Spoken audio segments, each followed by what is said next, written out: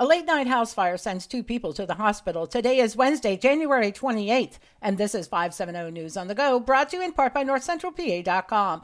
We have a cold weather advisory for overnight tonight with wind chills below zero. Today will be partly sunny with the high in the mid-teens. 2 people were injured in a Lycoming County house fire late last night. Volunteers from 3 counties were summoned to the 2-alarm fire in the 2300 block of Badardo Drive in South Williamsport just before 11 p.m.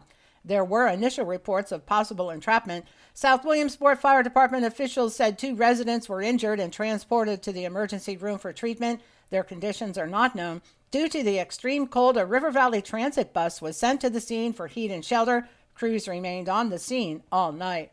A man who was allegedly intoxicated caused alarm yesterday in Clinton County. North Central PA reported that the man was seen lying outside his truck in the 5900 block of Renovo Road between Lock Haven and Renovo. First responders suspected the driver had been ejected after his pickup truck crashed into an embankment. A medical helicopter was summoned, but the dispatch was canceled after the EMS arrived and found the victim standing on his own. Police later reported he had been intoxicated.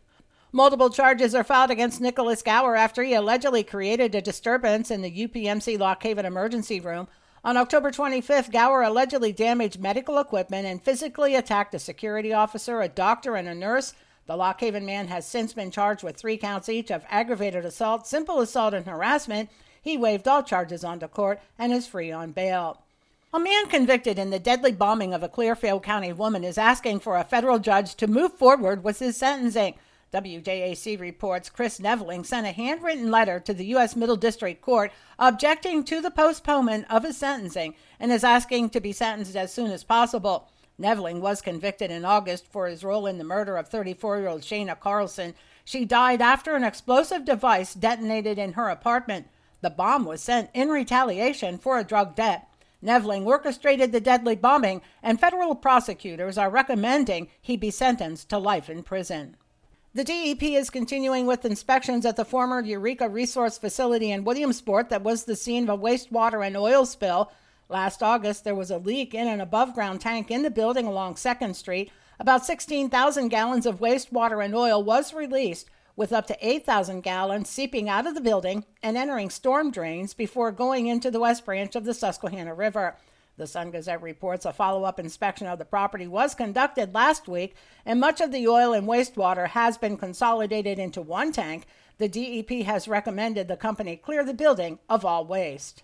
For the first time ever, you will be able to ice skate at Beaver Stadium, the home of Penn State football. The stadium is being staged for ice hockey games, and the public is invited to use the temporary ice rink, too. Today through Sunday, there will be 4 public skating sessions at the stadium. Each hour-long session is $30 per person, with rental skates included. You can register to ice skate at Beaver Stadium by going to pagula.finleyconnect.com. And Groundhog Day is Monday, and once again, PETA is urging the Punxsutawney Groundhog Club to retire Punxsutawney Phil to a sanctuary. This year, they are suggesting the club use a 3D hologram as an alternative. In years past, the group has suggested replacing Phil with a robotic groundhog, a gold coin flip, or a vegan weather reveal cake. PETA says the event is stressful and Phil is kept in inadequate conditions, but Phil's handlers maintain he is well cared for the event that is a harmless 100-plus-year-old tradition. For the latest in news and events, head on over to NorthCentralPA.com. I'm Liz Brady, and you're up to date with 570 News on the Go.